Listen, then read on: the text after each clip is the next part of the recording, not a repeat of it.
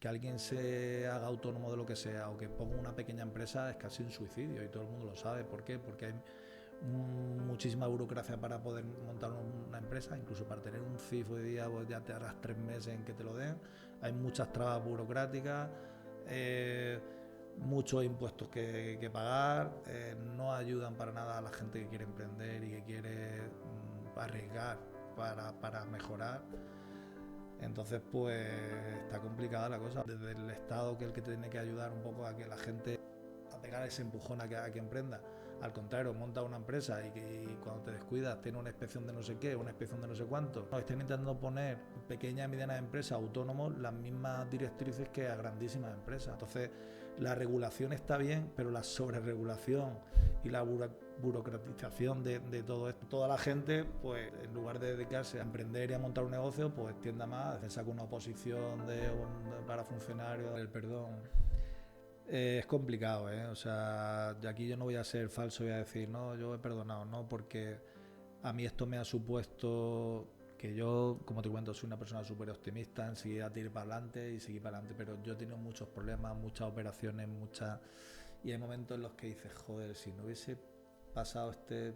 Pero claro, tampoco puedes volver atrás. No llegué a perder el conocimiento, de hecho, creo recordar que fui yo incluso el que llamó a los bomberos, me parece, pero lo recuerdo todo como algo muy borroso. No tengo realmente unos recuerdos claros de...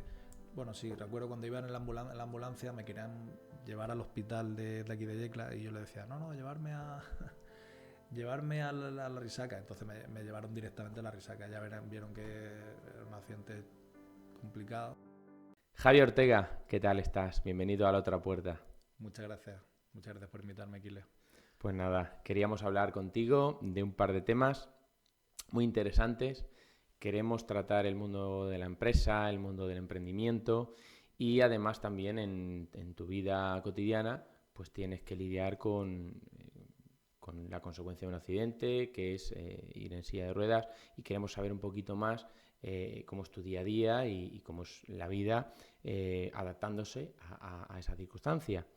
Pero antes de nada, yo siempre me gusta remontarme al origen y quiero conocer a ese Javi de niño. ¿Qué inquietudes tenía, qué quería, qué pensaba, qué soñaba? A ver, yo de pequeño, bueno, supongo que pues, era un niño normal, era más bien estudioso, pero no tenía una inquietud en la cual dijese, bueno, pues de mayor, como hay muchos críos que de pequeños ya sienten una vocación que quiere, no, yo en mi caso no lo tenía claro y bueno, pues ya te digo, era un niño bueno, era un niño estudioso, como te digo, pero, pero ya te digo que no tenía muy claro lo que sería de mayor o a qué me dedicaría y tal. No sé, eh, era un niño normal, o sea, normal en todo. Pues ya te digo, pues me gustaba hacer deporte, me gustaba salir con mis amigos. Tu padre, tu madre, entiendo que en el ambiente en el que te criaste, tu padre emprendedor, crea su propio negocio, tu madre docente, dando clases. eh, Tendrás recuerdos, tendrás valores y tendrás sobre todo una enseñanza que te marcaría de por vida. Sí, bueno, mi madre, como tú bien dices, fue docente, bueno, ya se sacó la carrera de magisterio siendo muy joven y bueno, pues de mi madre sobre todo aprendí pues el respeto, sobre todo, porque mi madre es gran parte de su carrera como profesora estuvo de profesora en Jerez de los Ríos. Allí había críos de integración, pues críos con autismo, críos con otras discapacidades físicas como, yo qué sé, como había niños con ceguera, había niños ciegos, o sea, en aquel momento era un colegio de integración y yo de mi madre aprendí, entre otras cosas, pues el respeto, que soy una cosa que la tengo muy interiorizada, el respeto a todas las personas, a todas las sean como sean y tengan, o sea, cada uno tiene unas circunstancias y unas capacidades diferentes. Entonces aprendí de bien pequeño pues eso, a respetar a todo el mundo. Eso por parte de mi madre. Evidentemente ella al ser docente pues ella fue la que más se implicó en la educación de mi hermana y mía.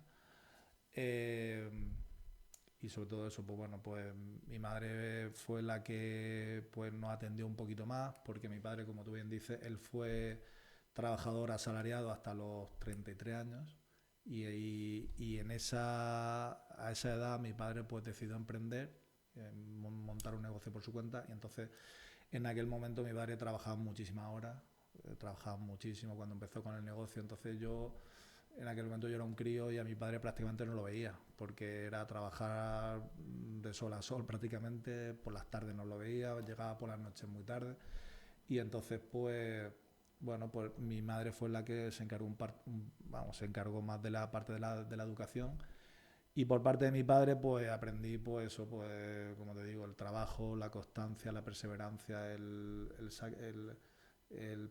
sí, el ser sacrificado y el perseverar y que bueno, que las cosas no vienen solas, que hay que lucharlas y trabajarlas. Eso es básicamente lo que de cada uno destacaría.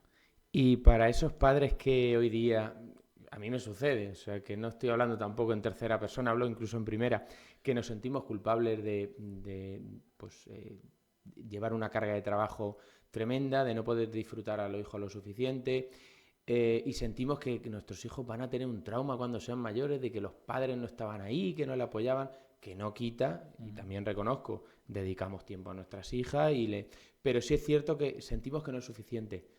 Tú, como bien viviste con tu padre, entiendo que aquello no supone un complejo. No, al final son circunstancias, al final es cierto que los padres tienen que luchar para que sus hijos tengan, pues no sé, pues, como me sucedió en el caso de mi padre, pues él quiso emprender y quiso mejorar su situación y claro, evidentemente eso lleva una contraprestación en que las cosas no vienen regaladas, es decir, tú no montas un negocio y al año siguiente ya te va viento en popa y todo es maravilloso, ¿no? Pues eso hay unos años que tienes que, bueno, pues eso tienes que perseverar, tienes que insistir, tienes que dedicarle mucho tiempo, mucho esfuerzo y claro, pues eso a nivel familiar pues tiene una serie de inconvenientes. Pero ya te digo que yo estoy súper orgulloso de la educación que nos han dado mis padres. Evidentemente, como te digo, eh, había que quitar ese tiempo de algún lado y entre semana pues era mi madre la que se ocupaba más de nosotros, pero vamos que yo pienso que debería de ser algo normal el que tus padres peleen en fin, por mejorar. Vamos. Y de manera que iban pasando los años, pues entiendo, hiciste carrera universitaria, o sea, estudiaste educación secundaria, estudiaste carrera. Uh-huh. ¿Iba enfocado a suceder o a involucrarte en el negocio de tus padres? A ver, el negocio de mi padre, pues en aquel momento, como te digo, los primeros años, pues le costó mucho arrancar, costó mucho que aquello empezase a funcionar. Yo en aquel momento, sinceramente, no pensaba tampoco en que continuar con el negocio y continuar con, lo que sé, con un legado familiar. No, yo en aquel momento, pues no tenía muy claro, como te comentaba, lo que iba a hacer un poco con mi futuro, pero ya ha llegado el momento ya que llegó el bachiller y tenía que un poco decantarme, pues tenía dos opciones. A mí me gustaba mucho el tema del diseño y tal, diseño industrial, que de hecho hice la prematrícula, me cogieron que de hecho me iba a ir a Valencia a la Politécnica a hacer diseño industrial, pero bueno, al final a última hora pues lo cambié por empresariales y me decanté un poco más por el negocio familiar, pero en aquel momento tampoco lo tenía muy claro. También es cierto que, bueno, pues mi padre a mi hermana y a mí pues nos dijo en un momento determinado, eso ya fue como una vez que acabamos las carreras, que si nosotros queríamos ir al negocio, encantado, él nos apoyaría, pero si no, pues que bueno, que el negocio pues lo dejaría poco a poco morir, porque si no había una sucesión, pues para qué iba a seguir insistiendo y trabajando si nosotros no íbamos a continuarlo. Y bueno, pues al final pues me decanté por empresariales, después hice administración y dirección de empresa y bien, la verdad es que contento. Me comentabas que viviste un año en Manchester. Entiendo Sí. que eso fue tu mili. Sí, la verdad es que yo recomiendo a todos sobre todo los jóvenes que estudian, que es una experiencia, sí, viene a ser como una especie de mili, pero es una experiencia que es inolvidable. Yo la recuerdo con muchísimo cariño. El último año de carrera lo hice allí en Manchester, en Reino Unido, y nada, como experiencia vital, aparte del idioma, aparte de, pues bueno, sales de tu zona de confort, sales a otro país, te relacionas, conoces a muchísima gente, y yo creo que esa parte social también es importante porque al final somos personas que tenemos que crecer, y al final ese bagaje que te da, pues de, no sé, desde irte a un aeropuerto solo a enfrentarte a, pues yo qué sé, a esa barrera del idioma y tal. Yo veo que, vamos, y aparte a nivel social también, pues conocí a mucha gente, te abre un poco el campo de miras, porque después cuando vives en un pueblo, en un país, en una ciudad, pues bueno, pues estás más limitado, y cuando sales fuera, pues te das cuenta que el mundo es más grande, que bueno, que es una experiencia que yo, vamos, la recuerdo con muchísimo cariño, y que vamos, que la repetiría 1000 veces. Yo, a mí me encantaba el programa de Españoles por el Mundo Uh -huh. y siempre decía, un día tengo que preguntarle a un español por el mundo si todo es tan de color de rosa, tan bonito, tan maravilloso y todos los que viven fuera triunfan. Porque yo pienso que evidentemente el programa pues te contaba la historia más bonita, pero ¿has vivido o has conocido a alguien en ese tiempo que realmente lo pasó mal, pero que al final, cierto que la inmensa mayoría termina diciéndome que sale adelante? A ver, son experiencias, como te digo, que claro, lo que te sacan en televisión es la parte bonita. Toda la gente que te sacan en televisión en Callejeros por el Mundo, pues el que ha montado un negocio en Bahamas y bucea y no sé qué. Pero claro, después está el día a día. Al final, todo día a día es complicado. Sea aquí o sea en Honolulu. Pues al final, trabajar hay que trabajar, tienes que levantar, tienes que... Y al final, pues la vida son rutinas. Al final, no, tú te tienes que ganar la vida en algo. Yo en aquel momento también viví la parte de estudiantil, o sea, realmente, bueno, sé que tuve un pequeño pinito ahí porque hicimos, con la gente con la que iba, estuvimos trabajando en una empresa de catering que se dedicaba, pues, sobre todo en el campo de fútbol de Manchester United, hacíamos, era como una especie de catering que tú eras como camarero, tampoco te dedicabas a tomar nota, pero bueno, era como un pequeño trabajo para sacarte un dinerillo y tal. Pero bueno, que al final es lo que te digo.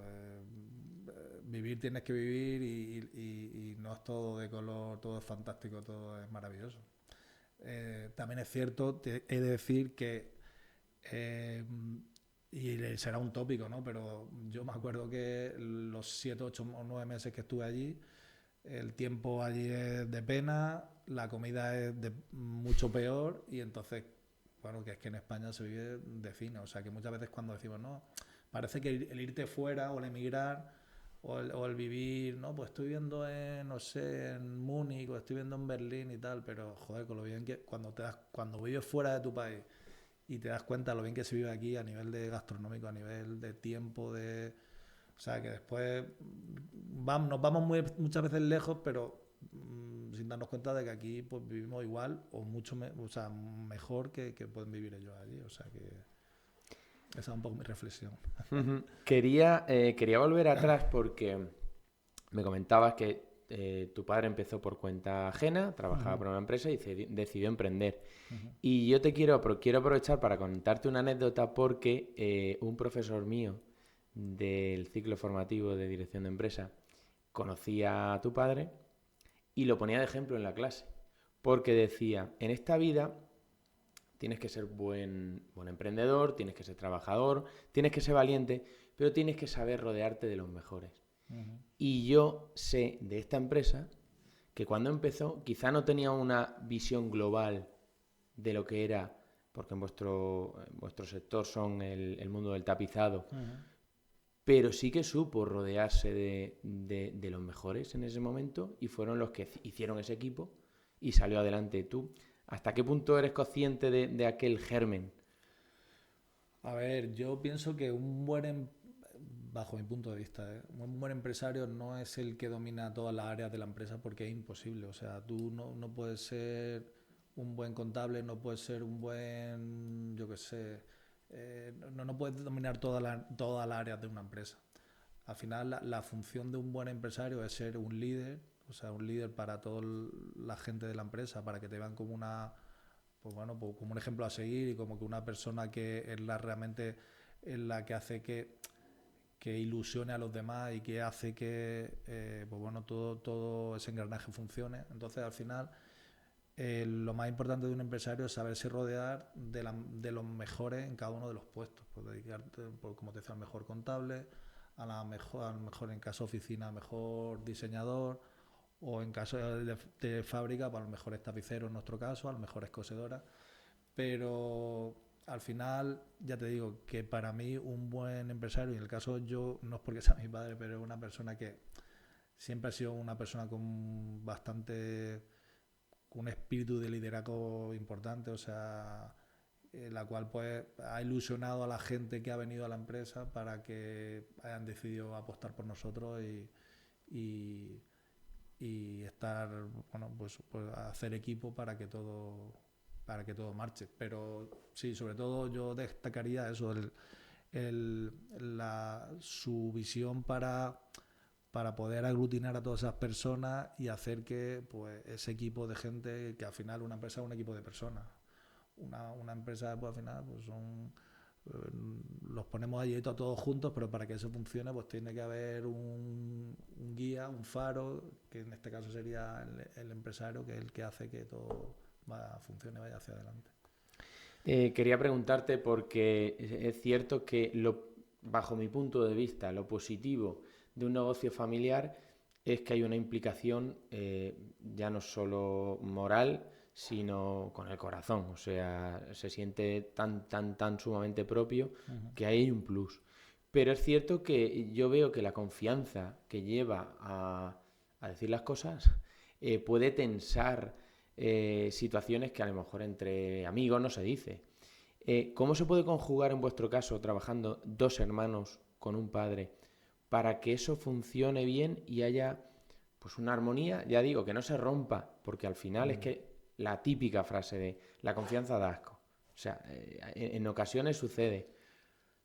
A ver, es complicado. Yo no voy a decir que no sea complicado porque a veces que hay situaciones que el día a día pues te lleva, son situaciones de mucho estrés, hay momentos en los cuales pues te tira un poco los trastos a la cabeza, pero en nuestro caso siempre nos hemos llevado muy bien, tanto yo con mi padre o yo con mi hermana, o bueno, todos con todos nos hemos llevado muy bien. Somos tres, tampoco somos tantos.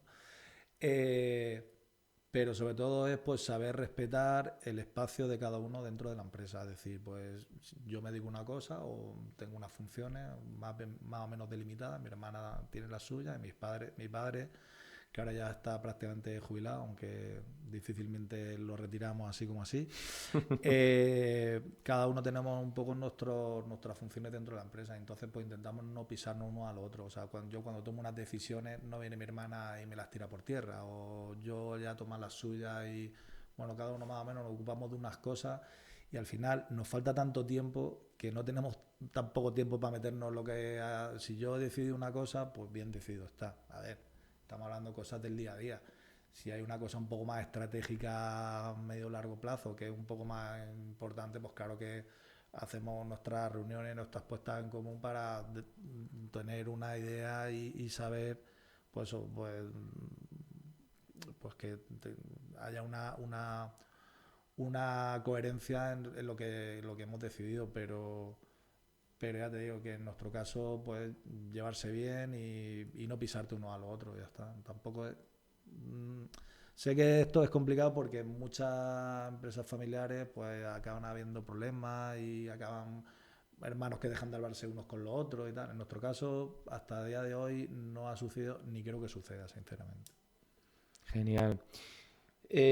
Una empresa, porque bueno, se considera pyme, si no me equivoco, hasta 250 trabajadores, más o menos. Bueno, Pyme yo pienso que ahora estaba a partir de 50 Aparte, trabajadores. Bueno, Pero a partir de 250 ya se considera como una gran empresa. Sí, Exacto. A partir de ahí ya sería una gran empresa. Que la verdad, en cuanto a funcionamiento y organigrama, yo siempre he pensado que, en vuestro caso, 80 trabajadores, no lo considero ya una pequeña empresa porque para mí, desde fuera, 80 trabajadores son 80 preocupaciones. Las gestiones del día a día, más los imprevistos. ¿Por qué? Hoy se habla mucho del absentismo laboral, se habla de circunstancias, las bajas cada vez se prolongan más y no quiero decir que sea ni positivo ni negativo, pero sí que digo que es difícil conjugar todo eso para que la máquina siga bien engrasada y siga bien encajada para que dé vueltas. No debe ser fácil.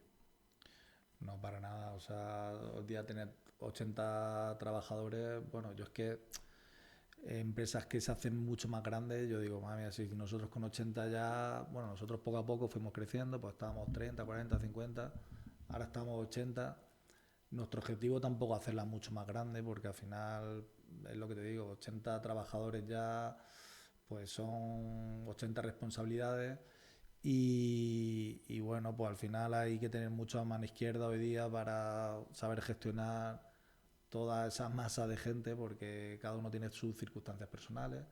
Como tú bien decías, todo esto ha ido cambiando con el tiempo. Hoy día pues, hay muchos problemas de asentismo, después cada uno tiene sus circunstancias personales. Pues ahora hay mucha gente que está separado, otra gente que... Ahora, por ejemplo, una anécdota es porque ahora mismo hay yo te lo diré, en la nómina tenemos mucha ¿Embargo o no? embargos también. Embargos. O sea, quiero decir embargos por diversas causas. O sea, quiero decir que al final, eh, bueno, pues son 80 personas, cada uno con sus circunstancias y que saberlas gestionar día a día, pues tienes que ser casi que parte de psicólogo porque tienes que, en muchas ocasiones, pues entrar en el capítulo personal porque cada uno pues bueno te cuenta su problemática de vida y de tal, tienes que intentar pues intentando contentar a todo el mundo, pero también hay veces que tienes que ver por el bien común de la empresa, entonces no te gustaría dar más concesiones, pero hay veces que ya tienes que decir, mira, aquí hay mucha gente y al final tiene que haber una pauta para todo el mundo igual. Pero sí, es complicado. Cuanto más gente hay en la empresa, evidentemente, pues gestionar todo. Para mí hoy día, y fíjate que a lo mejor lo tomas como... Pero para mí hoy día es más difícil el tema de los recursos humanos, de saber gestionar toda esa gente, que incluso el tener trabajo, porque más o menos hacer las cosas bien, pues más o menos va bien encauzado, tal, pues acaba vendiendo, acaba funcionando. Pero el que después no sé si lo sacará el tema, pero el tema de que eso, que cada vez hay menos profesionales, que te cuesta más encontrar gente para poder fabricar y pues al final acaba siendo un problema muy gordo. El tema del personal hoy día es para mí el problema número uno que tenemos ahora en la empresa, o por lo menos en nuestro sector. Y tengo entendido que en el resto de sectores. Creo que me he ido un poco por las ramas, No, pero es cierto, no, es cierto. Sí que mantenía el hilo porque de hecho me venía una cuestión que siempre he tenido una creencia, no sé si real o no, pero en esta vida en muchísimas ocasiones nadie te pone límite a conseguir lo que quiera, lo que no quiera. Es decir, personas que son un talento innato en estudio y se sacan una super carrera, a lo mejor no terminan siendo lo productivas que pudieran ser, y otras personas que tienen una actitud tremenda ante cualquier puesto de trabajo, te desempeñan y desarrollan el trabajo con mucha más habilidad y mejor. Mi pregunta es, ¿titulitis sí o no? para mí no. Yo prefiero, además, es una de las cosas que quería decir que no he dicho, que aprovecho para decir que nosotros tenemos gente en la empresa, tenemos encargados, gente muy válida, muy válida, que por circunstancias hoy, o sea, tenemos un poco la idea de que el que no estudia no va a hacer nada en la vida y tal, pero hay gente que tiene un bachiller o que te ha hecho una FP o que incluso no tiene estudios y que es gente igual de válida o más de la gente que tiene títulos. O sea, yo para mí el tema de los títulos, para mí yo veo más la actitud cuando entra un trabajador a la fábrica, aunque no sepa hacer nada, aunque sea un trabajador que, como te digo, no tenga experiencia, no haya trabajado anteriormente, no tenga un título, pero si realmente demuestra que quiere o apuesta por la empresa y que quiere estar implicado, al final para mí hoy día es mucho más importante la actitud ante el trabajo, que es lo que yo denoto que hoy día hay una carencia a esa falta de compromiso, a esa perseverancia que te comentaba al principio. Y para mí, te digo que, a ver, evidentemente hay puestos de oficina, bueno, no sé, por ejemplo, un contable, hay cierto tipo de un diseñador, claro, si tú no has estudiado diseño no puedes. No, Exacto. pero para el 95% de lo que nosotros hacemos, si tú estás dispuesto a mejorar y a aprender, porque el problema que muchas veces es que hay gente que no quiere aprender, que le da igual todo, o que al día siguiente se ha aburrido y se ha cansado y se va. Para mí, yo prefiero, y mira que yo hice una carrera universitaria, pero yo hoy día lo enfoco todo, vamos, yo tengo hijos y yo si volviese a repetir y haría una FP o haría un grado medio de algo que me gustase antes que hacer una carrera universitaria, sobre todo porque lo veo mucho más práctico. Pero vamos, si tengo que elegir entre una persona muy formada y con poca actitud y una persona que esté menos formada o nada formada y que realmente tenga actitud ante el trabajo y quiera currar, yo por supuesto que una persona con actitud. Quería también comentarte porque en el mundo de la empresa, antes era el comercial, la tienda y era todo muy humano, muy cercano. Hoy se está imponiendo, no sé en tu caso hasta qué punto, el tema online, el comprar online, que nunca he entendido que un sofá o un colchón, vosotros fabricáis sofás, sin probarlo se compre. Haya una confianza, pero se está vendiendo. No sé en tu caso, en vuestra empresa, si veis una tendencia clara hacia el online o todavía se resiste el visitar una tienda, esa cercanía. El tema del comercio online, como todos bien sabemos, pues al final todos los críos, la gente joven ya no sabe vivir sin un teléfono móvil. Entonces, eh, ahora mismo pues el comercio online es el presente y ya no el futuro, es el presente, porque hasta ahora había una serie de aspectos a los cuales a nosotros nos beneficiaban, que era, pues en el caso nuestro, era el probar un sofá, el elegir la tela, elegir la medida que tú querías de tu composición. Entonces tú ibas a una tienda de confianza de tu barrio, elegías tu sofá y eso era algo que a nosotros hasta ahora pues ha hecho que no hayamos perdido ventas en detrimento del comercio online. Pero la realidad es que, pues como te comento, toda la gente joven de aquí vamos, de nuestra edad en hacia adelante, quiero decir, más gente más joven que nosotros, pues yo creo que de aquí a unos años va a ser complicado en muchas tiendas, vamos, en casi todas, concretamente en España. Yo hablo continuamente con representantes y con tiendas. No hay relevo generacional porque hay tiendas ya que ya van teniendo cada vez menos volumen de negocio, por lo que te comento, porque ya, aunque no es algo predominante, pero sí que está habiendo comercio online. Y entonces, pues bueno, pues muchas empresas ya están empezando a cerrar y quiero decir con esto que no quiero ser pesimista, pero en el futuro el tema de la tienda de sofá o de muebles lo tiene bastante complicado. Porque ya te digo, porque hoy la gente prefiere, aunque no lo haya probado y no lo haya visto, pincharle un botón y que mañana te lo reparta Amazon. Evidentemente, cuando te lo reparta Amazon, pues te llega lo que te llega.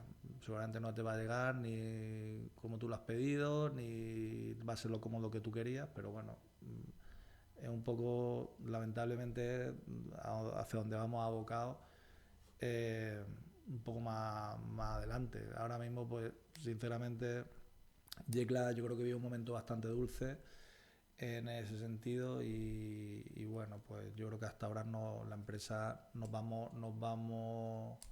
vamos sorteando el tema del comercio online. Es cierto que cuando hay comercio online también hay fábricas que tienen que hacer esos sofás, o sea, hay una tendencia a que cada vez más el producto vaya desde el fabricante hasta el cliente final, o sea, cada vez hay otra tendencia que con el paso del tiempo, pues lo que son los agentes comerciales, lo que son las tiendas, como te comento, pues van a ir desapareciendo y cada vez va a haber más negocios que estén desde donde se producen, en este caso los sofás, pues al cliente final. ¿Eso es bueno o malo? Pues no lo sé, pero yo creo que es un poco por donde van los tiros, ¿vale? Por terminar un poco el tema laboral, el tema recursos humanos, Uh-huh. ¿qué opinión tienes sobre este debate que últimamente se ha generado de trabajar menos horas, mantener sueldo? Eh, Mi opinión, la digo clara, no entiendo que con la misma hora de trabajo se pueda mantener el sueldo, porque si la producción baja, económicamente no es viable. Uh-huh. Eh, y lógicamente, si echando menos horas el trabajador rinde lo mismo, pues entonces hay un problema estructural y algo se estaba haciendo mal. ¿Qué opinas tú de todo esto? A ver, mi opinión sobre todo esto es que al final, punto uno, la empresa tiene que ser productiva. Al final, el trabajador desde que entre hasta que salga tiene que producir, ¿vale? Hace unos años vivíamos un extremo que era cuando yo era un crío, sin ir más lejos, cuando mi padre empezó con el negocio, lo que te decía al principio de la entrevista, que mi padre trabajaba infinidad de horas, se trabajaba mucho, se trabajaban 10, 11 horas todos los días, era normal aquí en Yecla y todo el mundo lo sabe, e incluso se trabajaban todos los sábados y el que no trabajaba un sábado estaba tan arraigado que era como que, buah, era... Tú ya hasta incluso te sentías mal si no ibas a trabajar un sábado, esa es la realidad.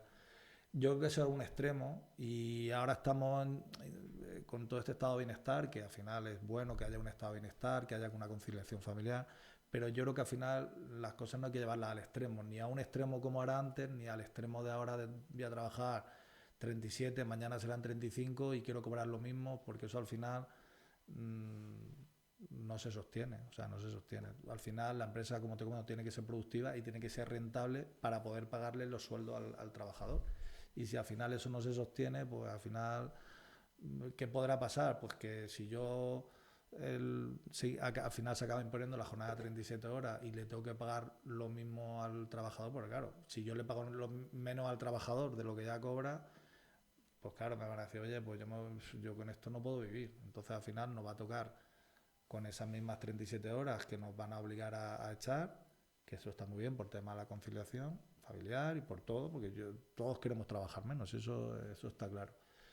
Pero va a llegar un momento pues que eso no será sostenible. Entonces, pues las cosas ni como antes que se trabajaban muchísimas horas, ni ahora trabajar poco y querer cobrar lo mismo, porque al final eso lo único que llevará será a que haya más inflación. Es decir, pues al final yo tendré que contratar a más gente para fabricar lo mismo y al final, evidentemente, como te comento, la empresa tiene que ser rentable, pues acabaremos subiendo todos precios y pues al final pues habrá inflación y esto es la pescadilla que se muerde la cola. Entonces yo creo que pues que ni una cosa ni la otra. Sí, al final creo que debemos de poner un poco los pies en el suelo y dejar de buscar utopías, porque hablo de España, siento que se busca la tendencia hacia el mínimo esfuerzo y el máximo placer de vida y de ocio y de disfrute, y llega un momento en el que es incompatible. Es decir, si no generas, no puedes tener un rendimiento. Si no tienes rendimiento, luego no puedes disfrutarlo. O sea que estoy totalmente de acuerdo contigo. Eso hay que darle una vuelta y sobre todo creo que la clave es dejar de hablar de utopías, de cosas, porque creo que si hablamos de cosas bonitas, a todo el mundo nos gusta. O sea, yo quisiera vivir sin hacer nada y tener dinero y poder, pero bueno, vale. A Pero ver, yo creo que ahora mismo hay un problema muy serio con ese tema porque al final, para que un país funcione, tiene que haber una parte, entre comillas, productiva de la sociedad que hace que esto funcione. Entonces, al final, si todos queremos trabajar poco y bueno, y todo, ¿qué es lo que pasa ahora? Entre que la administración no ayuda a que la gente emprenda, porque esa es la realidad. Hoy día, que alguien se haga autónomo de lo que sea o que ponga una pequeña empresa es casi un suicidio y todo el mundo lo sabe. ¿Por qué? Porque hay muchísima burocracia para poder montar una empresa, incluso para tener un CIF hoy día pues ya te harás 3 meses en que te lo den. Hay muchas trabas burocráticas, muchos impuestos que pagar, no ayudan para nada a la gente que quiere emprender y que quiere arriesgar para mejorar. Entonces, pues está complicada la cosa. O sea, si no desde el Estado, que es el que te tiene que ayudar un poco a que la gente, ayudarle a pegar ese empujón a que emprenda. Al contrario, monta una empresa y cuando te descuidas tiene una inspección de no sé qué, una inspección de no sé cuánto, y son todos. Claro, es que nos están intentando poner a empresas pequeñas y medianas empresas, autónomos, las mismas directrices que a grandísimas empresas. Vamos a ver, que estamos trabajando 15, 20 o 50, no me puedes poner lo mismo que una empresa que está trabajando como Amazon o una multinacional. Entonces, la regulación está bien, pero la sobreregulación y la burocratización de todo esto al final pues hace que pues toda la gente pues en lugar de dedicarse pues eso, a emprender y a montar un negocio, pues tienda más a decir, bueno, pues yo me saco una oposición para funcionario, profesor, lo que sea, que yo no digo que no, por supuesto tienen que haber profesores y médicos y abogados, pero que también se tiene que un poco incentivar a que haya gente que emprenda y que decida lanzarse a montar un negocio. Pues quisiera abrir una puerta nueva, cambiar de tema y conocer un poquito tu otra historia, que es lo que comentaba al principio. No recuerdo la edad, más o menos, creo que hace unos 20 algún años. De mi accidente, sí, yo tenía 24 años en aquel momento y tengo 46. Pues ya unos poquitos 22 años, si no me equivoco. Llevo casi los mismos años ya en silla que sin silla. Que sin silla. Prácticamente. Pues quería que nos hablases un poquito de cómo fue aquello, qué recuerdos tienes, sobre todo de aquel día del accidente. Fue un accidente de tráfico y que nos cuentes un poquito cómo sucedió aquello. Bueno, pues lamentablemente, pues bueno, sí, fue un accidente de tráfico, sucedió el 15 de agosto del año 2003. En aquel momento yo tenía 24 años y nada, bueno, pues fue un accidente yendo a las fiestas de Montealegre en coche y bueno, pues nos salimos a la altura de la Rambla del Pulpillo, nos salimos y fuimos a la Rambla y bueno, a raíz de aquello, pues bueno, tuve una lesión medular y a partir de ahí pues empezó otro capítulo de mi vida, totalmente diferente. El accidente, porque al final siempre se pregunta qué recuerdos tienes, que sientes. ¿Perdiste el conocimiento? ¿Fuiste consciente todo el tiempo de aquello? A ver, en aquel momento no llegué a perder el conocimiento. De hecho, creo recordar que fui yo incluso el que llamó a los bomberos, me parece. Pero lo recuerdo todo como algo muy borroso. No tengo realmente unos recuerdos claros de... Bueno, sí, recuerdo cuando iba en la ambulancia me querían llevar al hospital de aquí de Yecla y yo le decía, no, llevarme a la Risaca. Entonces me llevaron directamente a la Risaca. Ya vieron que era un accidente complicado y entonces pues me llevaron directamente, se saltaron el hospital de Yecla, me llevaron directamente a Murcia. Pero no tengo unos recuerdos claros, tengo todo muy difuminado. ¿Cómo fue? Porque entiendo los primeros días te comunican la lesión y te hacen entender, te hacen saber cuáles son las consecuencias y cuál tiene que ser tu proceso. ¿Te derivan rápidamente al Hospital de Parapléjicos de Toledo o ahí hay un proceso? No, bueno, yo es que cuando tuve el accidente, que fue el 15 de agosto, pues en ese momento, como te digo, me llevaron a la Risaca, allí estuve bastante fastidiado porque estuve en la UCI, tuve un embolismo graso en los pulmones. Bueno, estuve bastante. Entonces allí estuve durante 3 semanas, hasta creo que fue la primera semana de septiembre, estuve durante 3 semanas donde me estabilizaron, bueno, pues en ese momento estaba ahí, que estaba allí casi, como dicen unos, casi más tomando pista ya porque estuve fastidiado. Y entonces esas primeras semanas pues me estabilizaron, y a partir de que me estabilizaron, pues ya te digo, la primera semana de septiembre del año 2003 me trasladan al Hospital de Parapléjicos de Toledo. Y bueno, pues en el hospital de parapléjicos ahí ya sí que ya me intervienen me hacen una fijación de espalda que no llevaba, me operan de la tibia y peroné también que lo llevaba roto, me hacen varias intervenciones ya, pero una vez que ya estaba estabilizado. Y a partir de que estoy en el hospital de parapléjicos, pues bueno, es lo que te digo, pues volver a empezar en todos los sentidos. Pues evidentemente cuando lo más complicado es cuando te dicen que no vas a poder volver a caminar. Eso es como lo más traumático, lo que más al principio, joder, no voy a poder volver a caminar, pero bueno, después otra serie de cosas que aparte de no volver a caminar, pues hay una serie de cosas que tienes que volver a enseñarte a vestirte, a asearte, a hacer transferencia a un coche, que claro que tú lo tienes tan asumido, pero al final, pues bueno, eso lleva su película.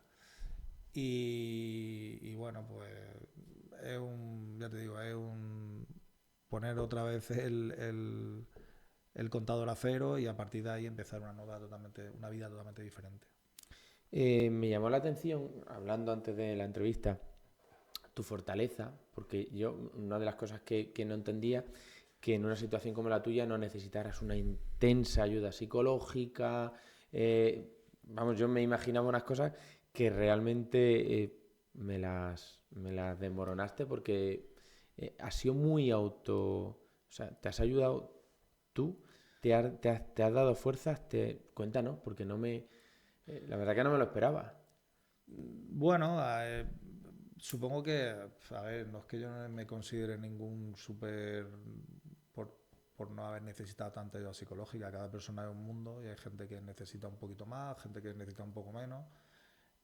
Cuando estás en el hospital, una de las cosas de las que te asisten, pues aparte que igual que tiene un fisio que te ayuda a una serie de cosas, pues hay unos psicólogos pues que te intentan bueno, pues hablar un poco de lo que ha pasado, un poco de ver si tienes inquietudes. Yo en mi caso, la ayuda psicológica, la verdad es que no tiré mucho de ella, sinceramente. Allí pues intentan ayudarte un poco, pero al final, pues bueno, pues lo saqué adelante yo solo prácticamente. O sea, allí pues ya te digo, te ayudan, pero yo me acuerdo que cuando yo volví a Yecla, pues mi madre insistió mucho en visitar a un psicólogo en Murcia, porque bueno, pues para ahora que vuelve y tal, y me acuerdo que fui una vez solamente. Fui una vez, tuve una sesión con él, yo le expliqué que estaba bien, que me encontraba bien, y que bueno, pues que necesitaba mi tiempo, pero que no lo necesité sinceramente. Pero es lo que te digo, que hay personas pues que sí que necesitan un poquito más de ayuda, un poquito más de empujón para volver a reconectar con su vida. Porque claro, lo complicado de todo esto es cuando tú estás en una burbuja, allí cuando estás en Toledo, que bueno, tienes una accidente, hay más gente como tú que está en tu misma situación. Lo complicado es cuando tú vuelves a tu día a día, y bueno, pues eso sí que son momentos complicados porque es cuando todo el mundo vuelve y todo el mundo te recuerda de una forma y ha vuelto de otra. Entonces todo el mundo te mira, todo el mundo te pregunta. Pero bueno, que al final eso es un proceso de un par de meses, cuando la gente ya ha vuelto y te ha preguntado 3 o 4 veces, oye, ¿cómo estás? Pues bien, ¿y qué te pasó? Pues mira, me pasó esto. ¿Y cómo ha ido la recuperación? Bien. La gente ya no te vuelve a preguntar otra vez por más de lo mismo. Entonces, pues al principio pues sí que un poco notas que todo el mundo te mira, que es normal, todo el mundo te mira porque es lo que te digo, eres como un poco la novedad. Pero salvo ese pequeño momento en el que vuelves, que tienes que volver a reconectar con tu vida, pues yo la verdad es que lo llevé bastante bien dentro de lo que cabe, dentro de lo que es una lesión medular y lo que todo ello conlleva. También me ayudó mucho el deporte porque yo estuve cuando volví, bueno, a mí siempre me había gustado jugar al baloncesto, y En Toledo había un equipo de baloncesto en silla de ruedas y tal, y entonces pues empecé a practicar con ellos allí, ya estando ingresado. Y cuando volví a Yecla, aparte de, en cuanto pude, volver a trabajar, que empecé enseguida, pues he estado jugando hasta la pandemia, es decir, desde 2003, pues sí, he estado jugando pues, más de 15 años a baloncesto en silla de ruedas. Iba, cuando terminaba el trabajo, un par de veces a la semana me iba a Elche, porque el equipo más cercano que había hasta en ese momento era Elche. Pues terminaba el trabajo, me iba a Elche y volvía, y los fines de semana pues también jugaba y tal. Entonces esa parte deportiva también me ayudó un poco pues no sé cómo decirte, a juntarte a convivir con gente con discapacidad, verlo como algo normal y hacer una vida sana y completamente normal. O sea que, pero sí, en este caso el deporte a mí me ayudó bastante a salir, a conocer gente y a no quedarme en casa también. ¿Qué se ve en el Hospital de Parapléjicos de Toledo? Pues a ver, se ven muchos dramas, Yo aquí tengo que decir una cosa, que son las madres al final las que, porque por ejemplo en el caso de mi madre, pero había muchas madres que son las que al final están con su hijo ahí, porque los padres son padres, pero las madres al final son las que se acaban comiendo en fin, todo lo que allí pasa. Entonces, pues mi madre estuvo durante 7 meses allí acompañándome. Yo estaba ingresado, mi madre estaba fuera, pero ella venía todos los días a verme. Y entonces, pues ves muchos dramas familiares, porque claro, en mi caso, por ejemplo, yo veo una diferencia muy grande entre una persona que tiene una paraplegia. Claro, eso la gente no lo sabe, pero entre una persona como yo que tengo una paraplegia, pero tengo mis manos bien. O sea, yo puedo hacer cualquier tipo de cosas, me cuesta un poco más, un poco menos, pero yo soy totalmente independiente para llevar mi coche, conducir, vestirme, asearme, viajar, hacer lo que yo quiera. Pero hay otros casos, porque allí sobre todo en el hospital de parapléjicos se tocan sobre todo lesiones medulares. Digo sobre todo porque después, pero vamos, sobre todo son lesiones medulares.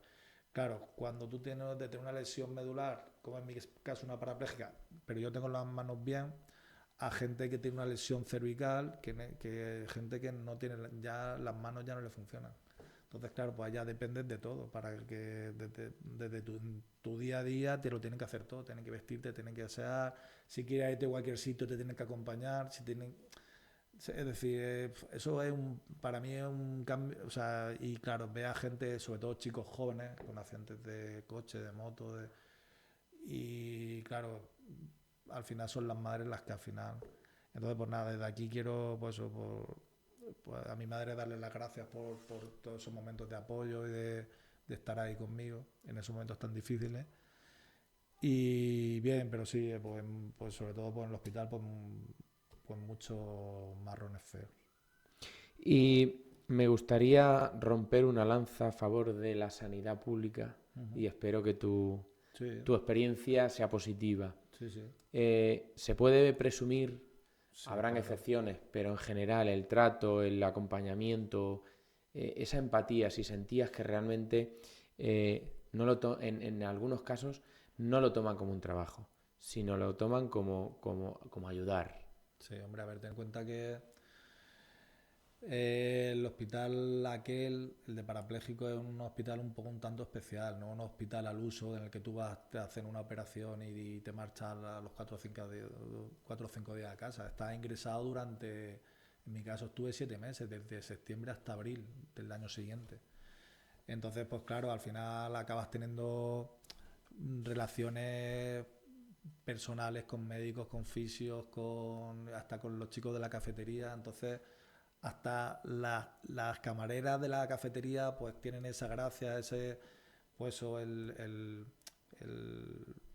esos pequeños guiños para ayudarte y tal. Entonces, pues claro, estás trabajando con personas que han sufrido un trauma muy grande en su vida, entonces pues tienen que tener algo especial para poder, en fin, para poder ayudar, y eso tienes que tener vocaciones, evidentemente. Entonces yo, por supuesto que la sanidad pública a muerte, o sea, Yo en el hospital de parapléjicos estuve súper bien atendido y bueno, bien.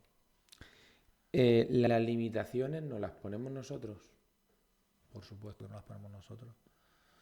A ver, es como todo, si no puedes, yo en mi caso no puedo escalar una montaña, pues no puedo escalarla, si no puedo, no puedo. No, a ver, es que no es de tu tía, o sea, pero tienes que aprender a hacer las cosas que sí que puedes hacer. O sea, yo en mi caso pues he hecho muchísimas cosas, he esquiado, eh, tengo el hobby, que como te comentaba, de que tengo un buggy que me gusta irme con amigos los fines de semana a dar una vuelta.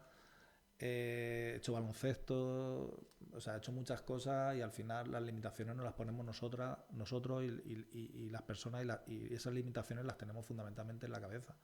Porque al final, si tú quieres hacer algo, al final, si eres perseverante y te empeñas en hacerlo, puedes hacerlo. Pero claro, si tu cabeza ya te está limitando, pues ya no puedes. Ya, ya. ¿A qué te enfrentas día a día? Porque se te ve sentado y bien, pues ya está. ¿Quién piensa que puedas tener problemas más allá del no poder caminar? Pero entiendo que tiene su hándicap y tienes que librar con Sí. problemas.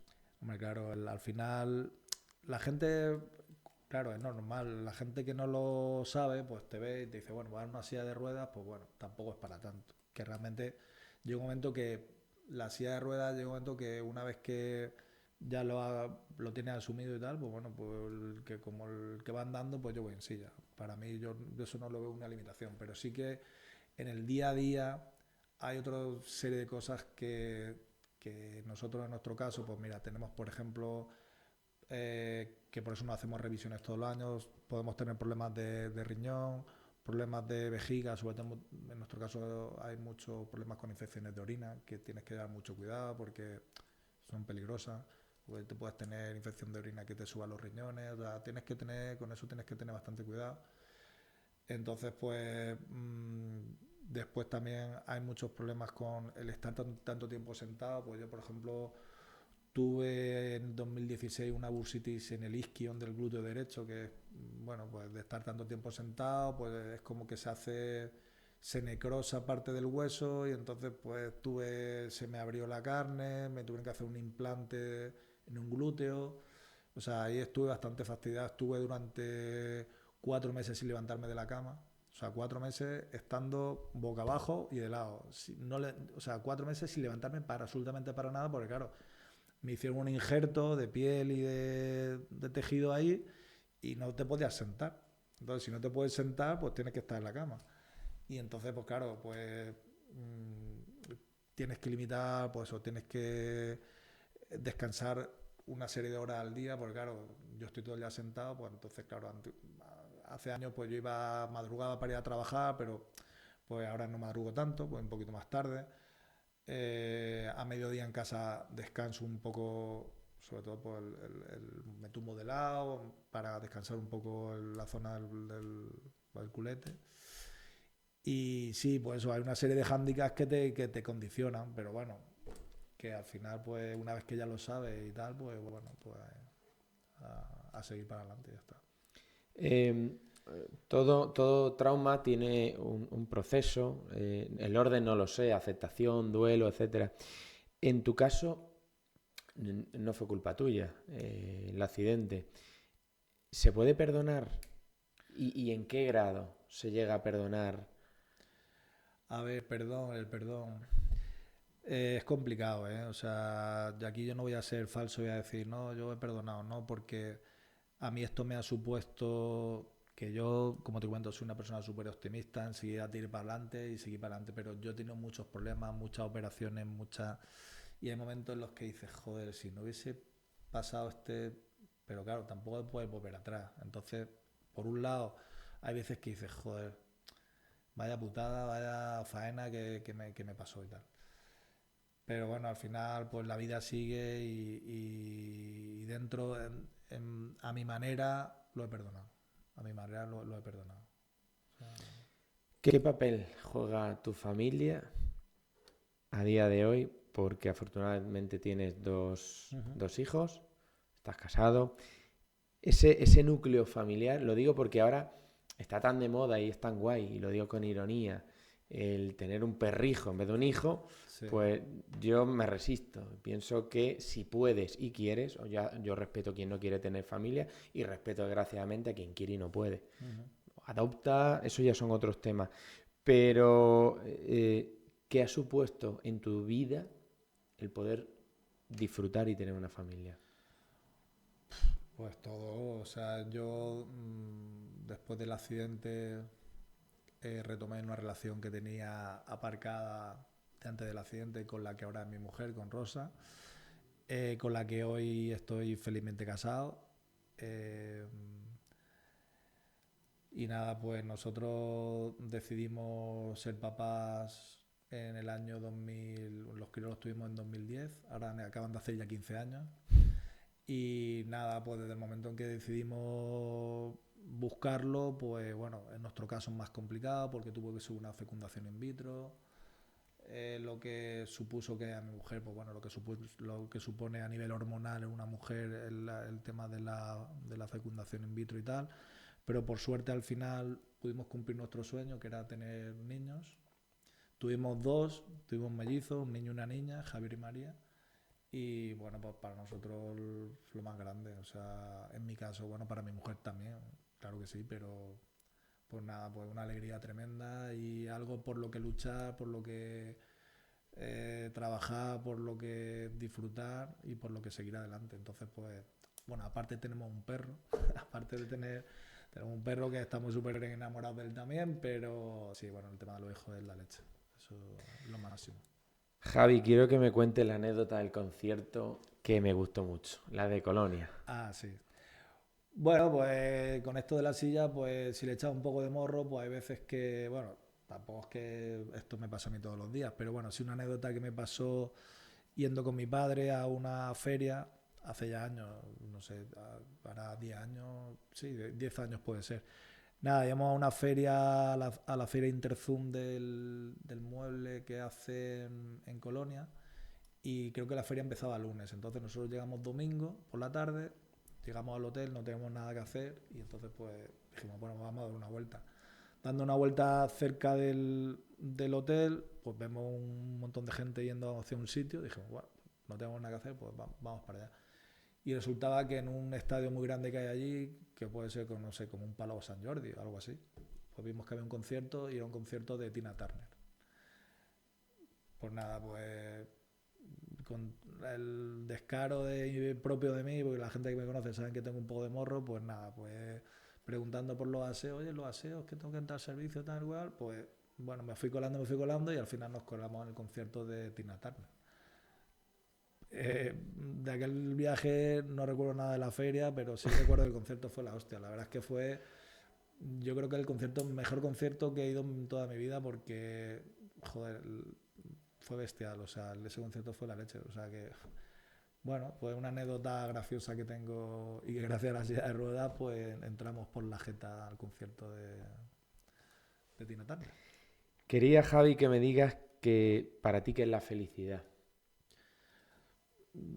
A ver, la felicidad eh, son las pequeñas cosas del día a día. Que lo mismo, volvemos al tópico, pero no puedes esperar a ser feliz cuando te jubiles o cuando tengas dinero o cuando tengas un apartamento o cuando tengas un coche. Al final la felicidad se consigue con las pequeñas cosas del día a día. Entonces, pues bueno, pues la felicidad para mí es pues cuando quedo los jueves con mis amigos a tomar una cerveza o cuando, no sé, vemos una película en casa, con una película con los niños o hacemos algo el fin de semana que hacemos un viaje, pero sobre todo son las cosas del día a día. Porque ya te digo, si te esperas a disfrutar cuando me jubile o cuando tal, al final eso lo tienes que... yo soy de la opinión de que hay que llevarlo todo hacia adelante. O sea, hay que llevar el trabajo, tienes que ser responsable del trabajo, pero también tienes que saber disfrutar, tienes que hacer otras cosas, no solamente trabajar. Tampoco puede ser todo jauja, pero que eso, las pequeñas cosas del día a día, básicamente. Eh, ¿Eres consciente de que gracias a tu actitud y la forma en la que has encarado la vida, has podido disfrutar de muchísimas cosas independientemente de que la silla de ruedas te limite en ciertos casos concretos? Claro, claro que sí. O sea, si no te pones meta y decides pues tirar para adelante, pues no te pierdes tantas cosas como si decides quedarte en tu casa y no hacer nada.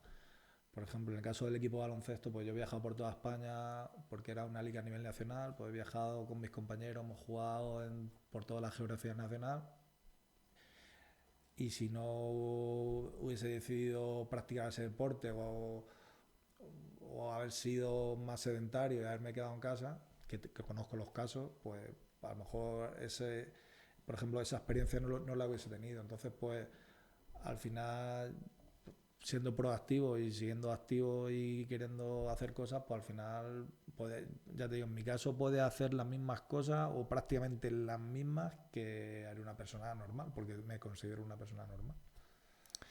Em, no es fácil la pregunta porque no es cómoda la respuesta, pero ¿el dinero da la felicidad?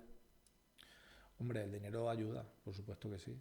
Sobre todo te da una tranquilidad. Yo pienso que al final, mmm, si la diferencia entre el que tiene dinero y no lo tiene, pues al final evidentemente no vamos a ser aquí falsos otra vez y vamos a decir, no, el dinero no, pues claro que ayuda. Ayuda pues, a tener un bienestar, pero que llega un momento que al final puede ser igual de feliz. Teniendo el que tiene mucho, mucho, mucho dinero, yo creo que al final, sinceramente, teniendo las necesidades básicas cubiertas, que yo por suerte creo que en nuestro país las tenemos, el tener una casa donde vivir, el tener educación, la sanidad, que es súper importante, como tú comentabas, la sanidad pública, que tú tienes problema un día en España y tienes respuesta, y tener calzado y vestido y tal, pues al final sí, llega un momento que tienes más calzado, más vestido, más coches, pero que llega un momento que eso tampoco te da la felicidad. Entonces, que bueno, el dinero ayuda, pero hasta cierto punto. Si tú al final, hay muchos famosos que ahí los tenemos que tienen muchísimo dinero y son súper infelices porque al final llega un momento cuando lo tienes todo, pues al final las pequeñas cosas, que es lo que te decía, es que las que te causan esa felicidad de quedar con los amigos, pues porque tengas mucho dinero, si no tienes amigos con los que tomarte una cerveza, te podrás comprar 2 barriles y bebértelo solo en tu casa, pero eso no te va a dar felicidad. Te va a dar la felicidad pues estar con tus amigos, hablar de lo que ha pasado esa semana y ¿Qué te gustaría dejar como legado? Es decir, a mí me gustaría que me recuerden por esto, o para mí me gustaría que me recordaran. Es decir, porque al final lo físico se pierde, pero lo sentimental se queda. Cuando una persona te marca, entiendo que tú eres un ejemplo para tus hijos. A nivel particular, ¿cómo te gustaría que te recuerden o qué es lo que te gustaría inculcarles? A ver, yo no tengo ninguna habilidad especial, o sea, yo no pinto cuadros ni hago música como para que se me recuerde, pero sobre todo que se me recuerde por una persona normal, buena persona, amigo de mis amigos, buena gente y poco más. Y que mis hijos cuando vean esto de aquí a dentro de muchos años, pues me me recuerdan y ya te digo, pues me recuerden como un buen padre, en el caso de mis hijos, que me recuerden como un buen padre, que vean que su padre, para lo bueno, para lo malo, como le va a pasar a todos los padres, nos habremos equivocado más o menos, pero que ha hecho lo máximo por ellos, por sacarlos adelante y porque sean felices también. Y entonces, pues nada, pues que la gente, claro, te va a recordar la familia, porque sobre todo, pues que te recuerden como que fuiste un buen padre, un buen amigo, un buen, no sé, que en definitiva que la gente me recuerde como que Javi pues era un buen tío. Ya está. Em, ¿Qué le dirías a alguien que está viviendo hoy una situación límite o que está pasando un mal trago, como tú en su momento, cuando te llegó el accidente, tuviste que sobreponerte y salir adelante? ¿Qué consejo le darías?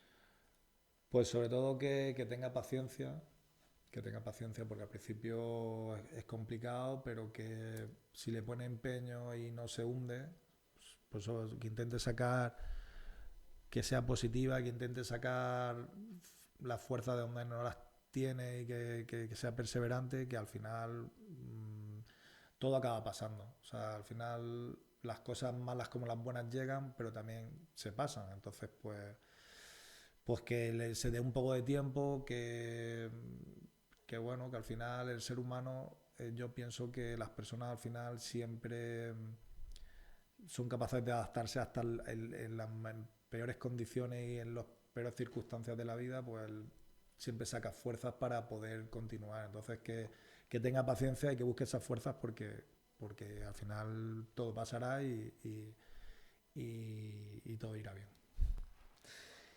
Me gustaría, Javi, siempre a mis invitados les sugiero a alguien que crean que puede ser una persona interesante que pase por la otra puerta, porque tiene una historia que contar bonita o curiosa o porque tiene una experiencia y un bagaje que sería bonito escuchar.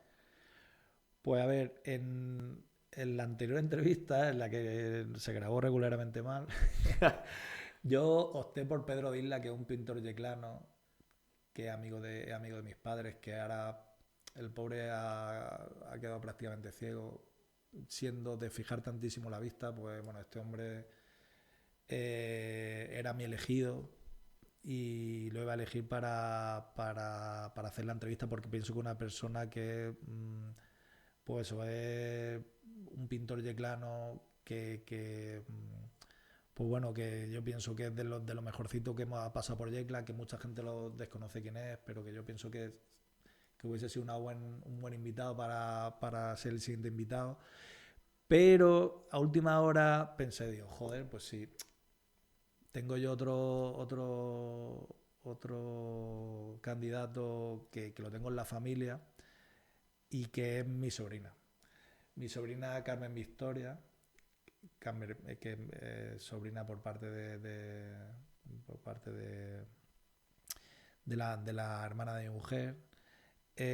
Carmen Victoria tiene ahora mismo 23 años y cuando ella tenía 13, es decir, hace 10 años, hoy precisamente creo que es el Día Internacional del Ictus, me parece que he visto en el telediario, pues ella jugaba al balonmano, tenía 13 años y en el polideportivo de las Ratillas, que estaban jugando un partido, pues se encontró mal y entonces pues le dio un ictus. Todos pensaban, porque ella es diabética, se pensaban que era a raíz de la diabetes, pero no tiene nada que ver, le dio un ictus.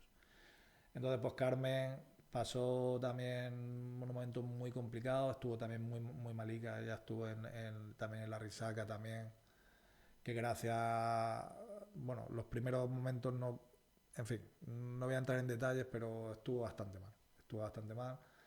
A raíz de aquello, pues Carmen Victoria tuvo una hemiparesia, derecha, es decir, que ella, no, hemiparesia izquierda, porque ella realmente la mano derecha es la que la tiene un poco más tocada y tal. Bueno, sin entrar en detalles, pues mi sobrina con 13 años, pues bueno, que fue, claro, pues fue para la familia fue bastante complicado. Para ella, imagínate una criada con 13 años, pues muchísimo más. Poco a poco fue saliendo, pasó por un momento realmente complicado. Pero nada, pues es una cría que es súper inteligente, súper perseverante también.